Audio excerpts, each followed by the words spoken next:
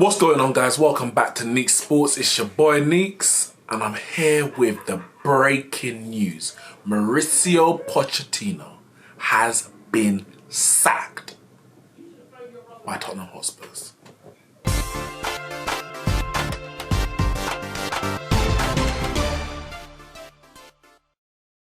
Yes, it's massive news. We complain about the international break and we say it's boring, but things always happen. Things always happen during this international break. And this is massive. It's huge. Because we know Spurs are having a bad season. We know things aren't great, in the camp, behind the scenes.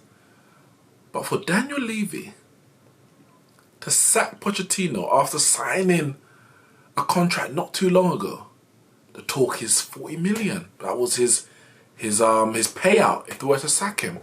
If another team wanted him, they have to pay somewhere around that money to buy out his contract. But Levy has said enough's enough. Enough is enough. Spurs need a new manager. Pochettino maybe needs a job. We're going to get right into all the meat of this in a second. First of all, make sure you hit the like button and hit that subscribe button, turn notifications on. We're going to have this discussion. We're going to be talking about this Spurs, Pochettino. Probably going to rumble on for a few months if we're truly honest. If we're truly honest. Now, Mauricio Pochettino, he has done wonders. Worked absolute wonders with Tottenham Hotspurs. And I said a few weeks ago, I think it was under the football dugout, and I said, for where Spurs were when he joined to where they are now, I'm actually somewhat, I won't say disgusted, but disappointed by how much or how many Spurs fans were who, from where I'm looking, seem ungrateful for the work he's done. Now, I'm not saying no manager is above being sacked, and of course for Pochettino, that moment came. But where's the respect? Where's the gratitude? Coffee tells us gratitude is a must. Where's the gratitude? Where's the respect for what he's actually done? Spurs are actually in the discussion, going into every season now, about finishing in the top four, playing Champions League football. That wasn't the case before Pochettino. Spurs were absolute nobodies. Now we understand in their best era, they still ain't won no trophies. Pochettino still ain't got no trophies in their name. But the fact that even being spoken about in the same sentence as the big boys is testament to Pochettino and his work. Got to a few semi-finals, FA Cups, finished second and third in the league, constant qualification for Champions League, getting out of the group, beating the likes of Real Madrid, Borussia Dortmund, getting to a Champions League final. But that was it. That was the moment. That Champions League final. That loss, and it all came crumbling down. And I guess there's only so far. And so much he can get out of a team. He took them to the brink of ultimate glory. They weren't able to cross that line. And everything's just fallen apart since then. Harry Kane ain't having the greatest season at domestic level, or club level even. The two centre-backs, Vertonghen and Alderweireld, they're not having great seasons in and out of the team, the both of them. Sold his right back, didn't replace them. Bought Dembele. Ndombele, but sold Dembele earlier this year, January. He hasn't really been given the tools to strengthen and rebuild this team. And it's a point that he actually made, I believe it was last summer, not the summer just gone, about not being given the money to strengthen. We know that the summer previous to this one, they actually spent nothing. The last signing at that time was Lucas Moura in January. And that battle between him and Daniel Levy was a constant one. He wanted more money, Levy not willing to give it up. Of course, we know they were moving to a new stadium, etc., etc. But If you're going to stay at this level and compete, you have to spend that money. Look at Arsenal. Arsenal moved from Highbury to the Emirates back in 2006. Yeah, end of 2006 season. And they were promised that they will be able to compete with the big boys. And they were outspent. Chelsea outspent. Manchester United outspent them.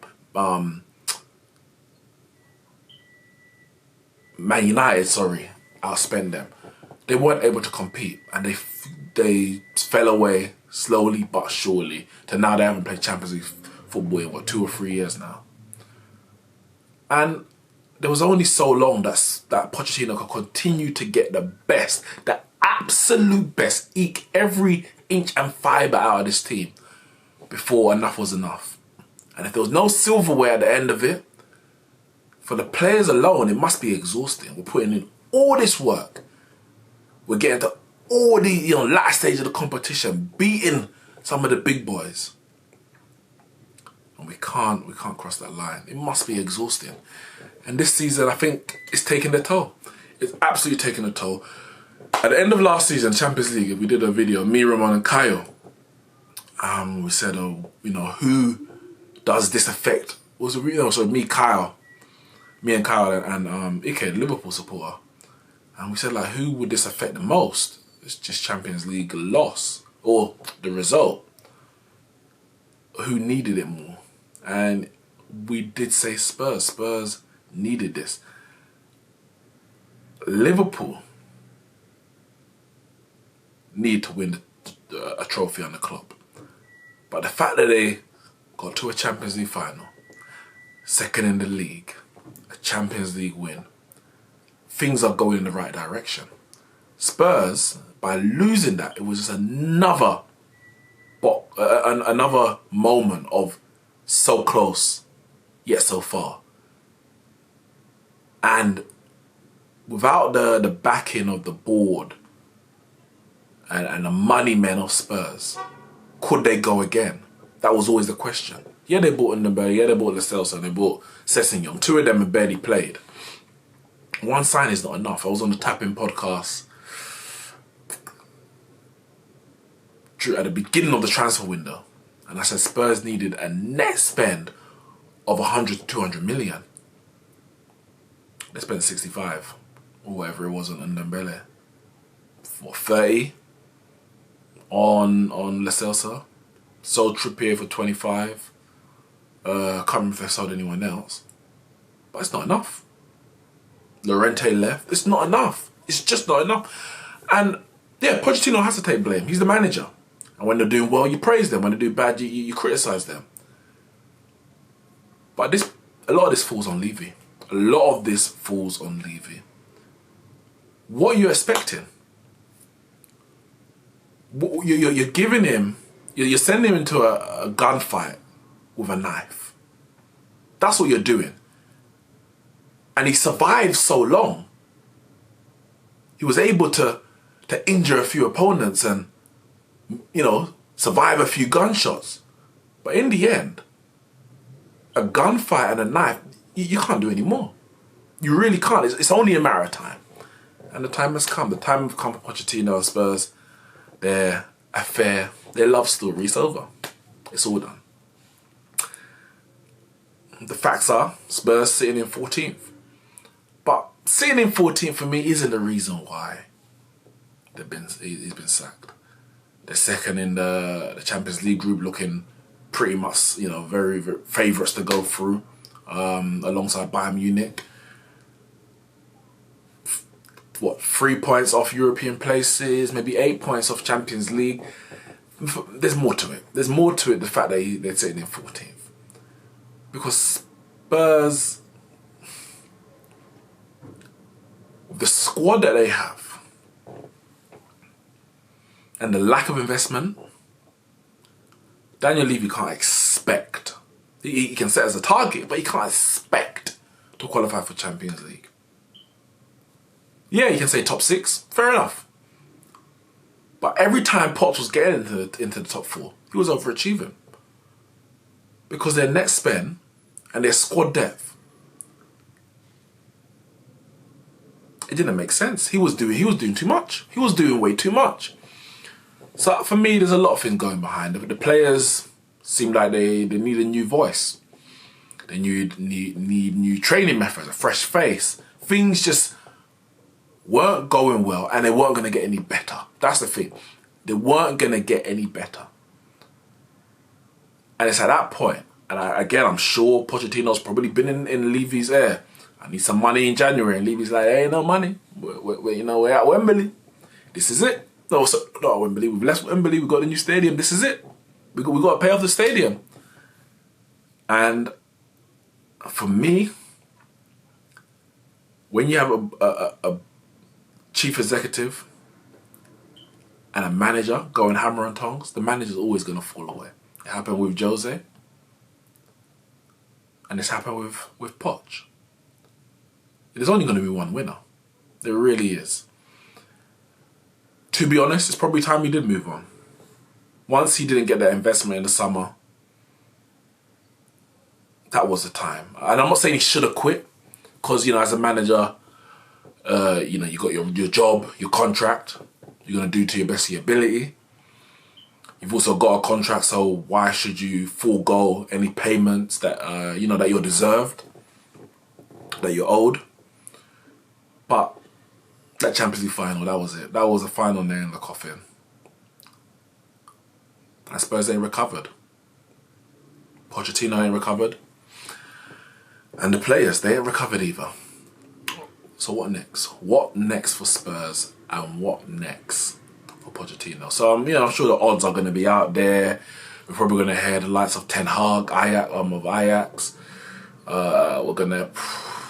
Who else are we going to hear? Jose Mourinho. We're going to hear Jose Mourinho. But that's going to be an interesting one, because he ain't going nowhere where he ain't going to have money to spend. So if he goes in and Levy gives it 100, 200 million to spend, was that more of a case he didn't trust Pochettino with that kind of money? Because that's what it tells me. Why would he not give that money to Pochettino? But he gives it to Jose.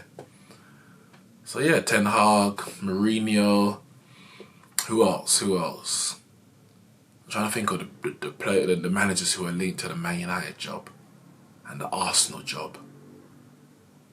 Nagelsmann could be another one. Those are all the names going to be linked. All the names. I don't know. Obviously, the international break is just ending, so I'm sure the assistant's probably going to take over. In the meantime, or someone, I don't know if the rest of the staff have left with him. I'm not 100% sure. And then the odds on where Pochettino goes next. And I expect Man United to be top of that list. I really do. Now, as far as I'm aware, and as far as we've been told, Solskjaer is in the plans long term for Manchester United. So that goes to the end of the season and beyond. But things change in football. Things change very quickly. If for whatever reason we go on a 10-game losing streak or whatever, then the calls for a new manager, the calls for Pochettino are going to get even louder, because the calls were there from when Solskjaer got the job on an interim basis. We were all saying, listen, wait till the end of the season. Let's see what happens. If Solskjaer don't do what he needs to do in terms of meeting the expectations, or he doesn't whatever reason Ed Woodward doesn't give him the job full time, Pochettino, he is the one. End of the season. They didn't. They gave Solskjaer the job midway in the second half of the season. Pochettino stayed. But he's available now. He is available. Where does he go? Real Madrid, that job looks like Zidane has got his claws back in. End of last season was looking a bit shaky. As time to this season, it's looked very shaky. But I can't see him going anywhere anytime soon. But again, Real Madrid is very, very volatile. You're here today, gone tomorrow. It's going to be interesting. It's going to be... If I was Pochettino, I say, of course, if Real Madrid come available, Man United, can you risk turning it down? Because that job may not come again. It may not. But if I was Pochettino, I'm saying I'm staying out of management for the rest of the season.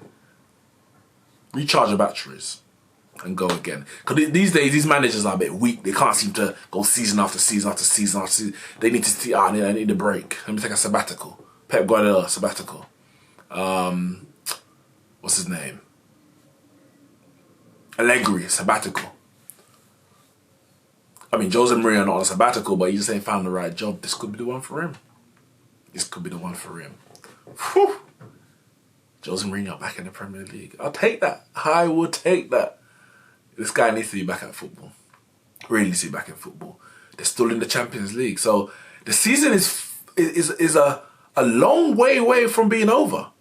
A long way. They get the right manager. They get the right energy and atmosphere back at the club. There's quality players there. The depth ain't always there, especially in that midfield area, but the quality players, you know, in their 11, 12, 13. It's going to be interesting. Interesting times for Spurs. And it's interesting times for Pochettino. Guys, make sure you hit like and subscribe on this video and the channel. Guys, let me know in the comments below who should Spurs go for next and what is next in the pipeline for Mauricio Pochettino. I'll see you all soon.